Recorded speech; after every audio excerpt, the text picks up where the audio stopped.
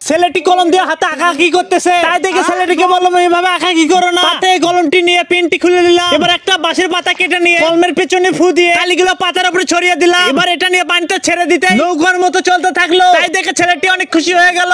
জঙ্গলে একটা নারকেল পড়ে আছে, হাতে তুলে নিয়ে দেখি নারকেলটি থেকে অদ্ভুত একটা গাছ বের হয়েছে। নারকেলটির ভিতরে কিছু একটা রয়েছে। গাছটি একটু নাড়াচাড়া করতে নারকেল থেকে গাছটি বের হয়ে গেল। দূরে একটি ছেলে দেখি হাসতেছে, তাকে দেখে মনে হলো সে নারকেলটির ভিতরে গাছটি ঢুকিয়ে দিয়েছে এবং আমাকে দেখে মজা নিচ্ছে। তাই তাকে ধাওয়া দিলাম এবং সে পালিয়ে গেল।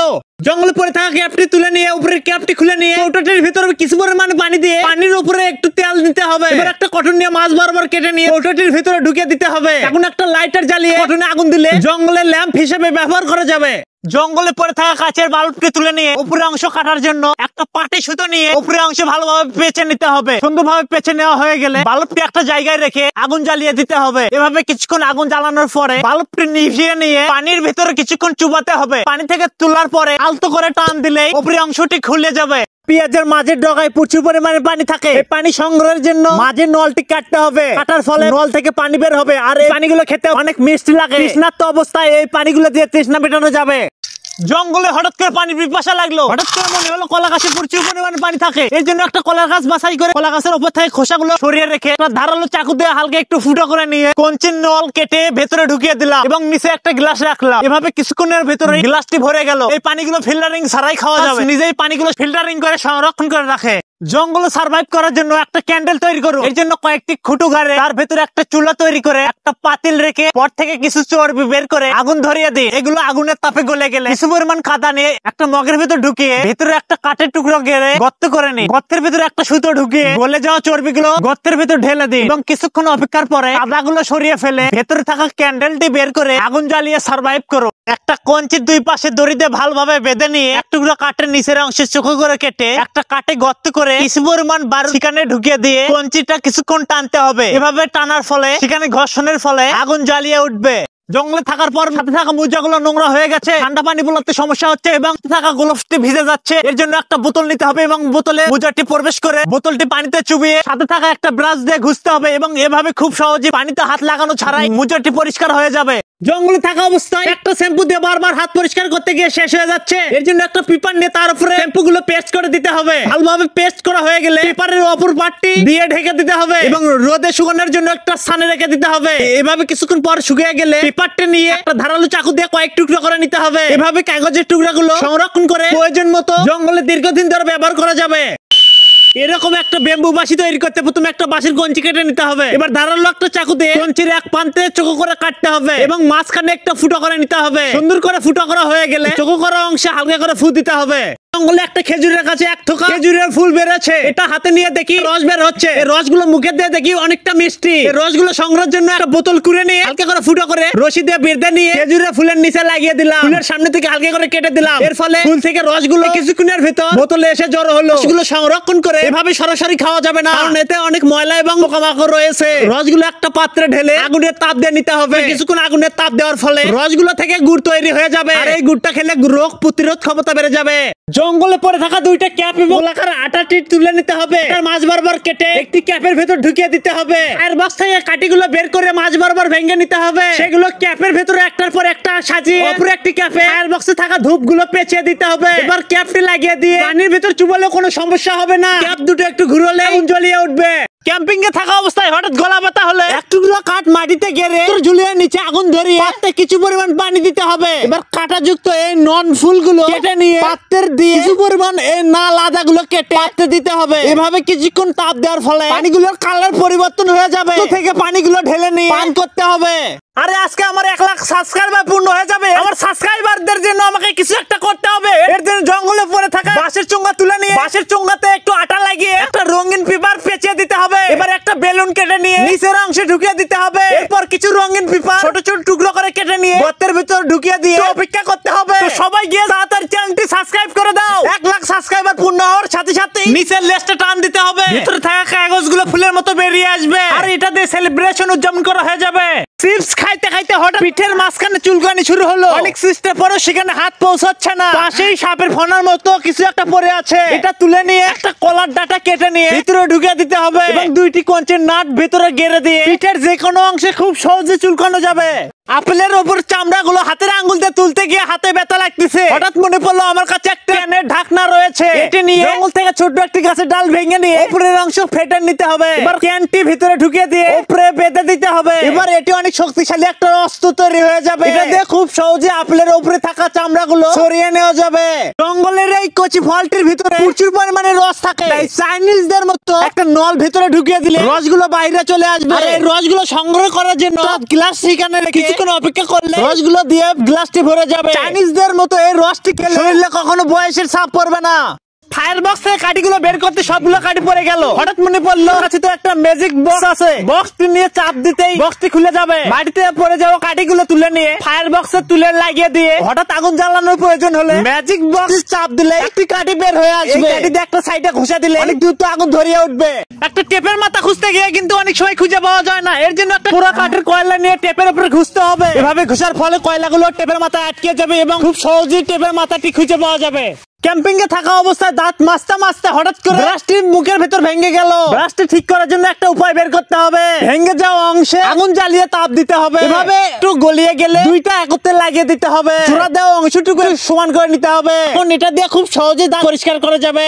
প্রথমে কয়েকটি কাঠি থেকে ধূপগুলো আলাদা করে নিতে হবে। এবার এগুলো একটা কাঠের গর্তের ভেতর দিয়ে উপরে কিছু পরিমাণ চিনি দিতে হবে। এবার একটা কাঠের নাঠি নিয়ে গর্তের ভেতর ঢুকিয়ে দিয়ে দুই হাতের তালু দিয়ে ঘুরাতে হবে। এভাবে ঘুরানোর ফলে বারগুলো থেকে ঘর্ষণের ফলে আগুন জ্বলে উঠবে। গ্লাস থেকে দুধ ঢাল টেকে পড়ে যাচ্ছে। অনেক চেষ্টা বড় ঢালা যাচ্ছে না। হঠাৎ একজন বন মানুষ এসে বললো এভাবে হবে না। এই নিয়ে একটা চামচ থেকে চামচটা নিয়ে গ্লাসের উপরে রেখে খুব সহজে দুধগুলো ঢালা যাচ্ছিল।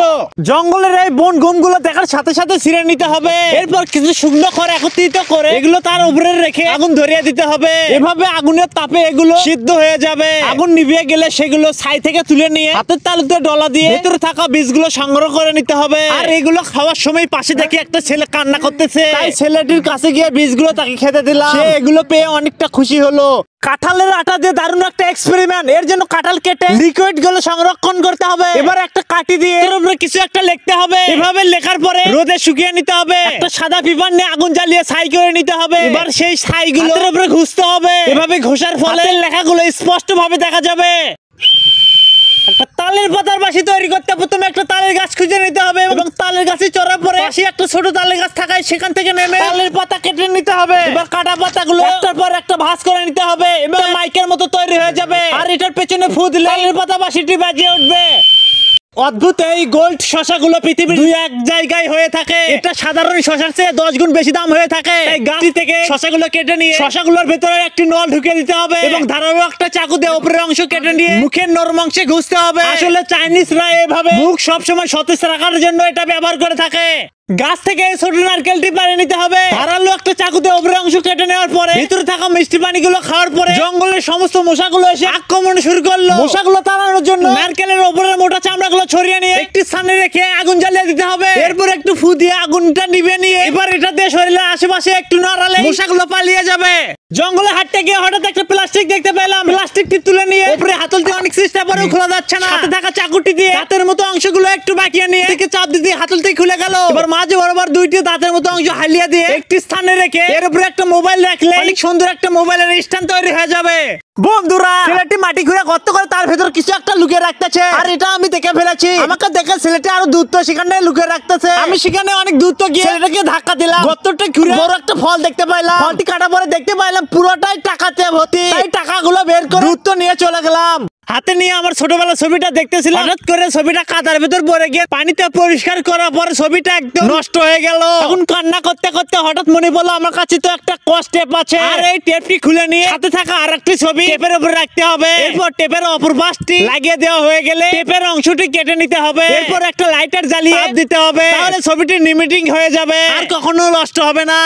একটা আপেল খেতে গিয়ে হঠাৎ দেখি আপেলের গায়ে একটা স্টিকার লাগানো। হাতের আঙ্গুল দিয়ে অনেক চেষ্টা পরেও স্টিকারটি তোলা যাচ্ছে না। তাই বিয়ার গ্রিলস দাদু বললো এভাবে হবে না। দাদুর কথা মতো একটা কস্টেপ নিয়ে আপেলের স্টিকারের উপরে লাগিয়ে দিলাম এবং হাতে করে কস্টেপটি উপর থেকে টান দিলে আপেলের গায়ে থেকে খুব সহজেই স্টিকারটি উঠে গেল।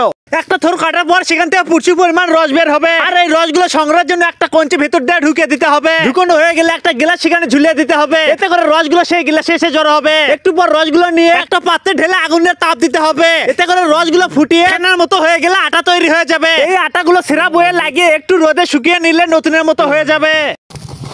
গাছে চড়তে গিয়ে পকেট থেকে ফায়ার বক্সটি পরে পানিতে ভিজে গেলে অনেক চেষ্টার পরেও সেটা জ্বালানো যাচ্ছে না। হঠাৎ মনে পড়লো আমার কাছে একটা লেজার লাইট আছে, আর এই লেজার লাইটের ব্যাটারিটার পাওয়ার অনেক ভয়ঙ্কর। তাই লেজার লাইটটি লাগিয়ে কয়েকটি কাঠি রেখে লাইটটা জ্বালিয়ে দিলে লেজার রশির মাধ্যমে কাঠিগুলো জ্বলে উঠবে।